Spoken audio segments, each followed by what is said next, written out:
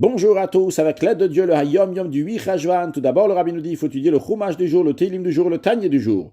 Puis le Rabbi nous ramène l'extrait d'une lettre du Rabbi précédent, qui dit que mitzvah, qui est traduit donc en général par un commandement, ça vient du langage de tzavta, v'chibur, qui veut dire un rattachement, un lien. Car celui qui fait la mitzvah, le commandement de Dieu, il se rattache avec l'essence de Dieu, qui est l'origine du commandement. C'est Dieu qui a donné le commandement. C'est ça l'explication de ce que nos sages disent. Schar mitzvah, mitzvah, que le salaire d'une mitzvah, c'est la mitzvah. C'est-à-dire, quand quelqu'un il fait une mitzvah, il fait le commandement de Dieu, eh bien mitzvah, son salaire il est qui s'est rattaché avec Atzmut Or En Sof, l'essence, la lumière infinie, qui a donné cet ordre. Prenons un exemple matériel. Un homme simple, par nature, il est profondément soumis devant la science, la grandeur d'un érudit, au point qu'il ne ressent même pas son existence aux yeux de l'érudit, de cette personne donc, qui est savante, qui est intellectuelle. Ça, c'est le sentiment qu'a cet homme qui est très simple.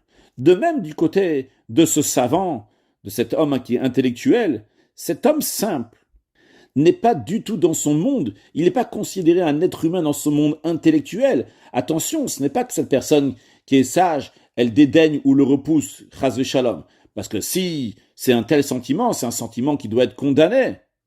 Mais c'est le fait qu'il considère qu'il est incapable d'entrer en relation avec lui. Ils n'ont pas un point commun entre eux. Donc chacun est dans son monde, que ce soit du côté de l'homme simple ou que ce soit du côté de l'érudit. Maintenant, imaginons que cet érudit, ce savant, cette personne intellectuelle, elle va ordonner à l'homme simple de lui faire quelque chose pour lui. Eh bien, c'est à ce moment-là, par cet ordre-là, que naît l'existence de cet homme simple. Et dans les deux sens, que ce soit l'homme simple lui-même, il ressent que son existence, il peut faire quelque chose, il peut accomplir le désir, la volonté, l'ordre, ce commandement de ce sage, de cet érudit, cet intellectuel. C'est bien à lui que ce chacham, cette personne qui est savante, érudit, lui a demandé de faire quelque chose. Et c'est aussi que l'existence de cet homme simple, il commence à exister aux yeux de ce savant qui lui parle, il lui donne un ordre. Mais en plus de cela, cet ordre-là maintenant, il unit entre le savant qui est très très haut avec cet homme qui est extrêmement simple. Et l'analogie avec notre propos est bien claire. C'est-à-dire qu'il en est de même aussi entre nous et Dieu. Quelle est la valeur d'un être humain, une créature devant le Créateur? C'est rien du tout.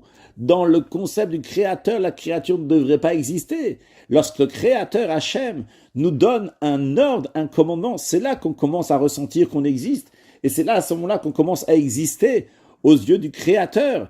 Mais c'est pas seulement ça, c'est qu'à partir de ce moment-là, on s'unit avec le Créateur. Et le rabbi précédent rajoute un point ici. Il dit, on comprend de ce qu'on a dit, qu'il n'y a pas de différence. C'est quoi l'ordre? Si c'est quelque chose de très grand, de très important, ou quelque chose de petit, de simple, d'insignifiant. Le principe, il est qu'on s'attache avec Dieu, quel que soit le commandement. Alors, de ce Hayom Yom-là, on peut voir aussi donc la joie qu'on doit avoir lorsqu'on peut accomplir le commandement d'Hachem, on peut s'attacher avec Hachem.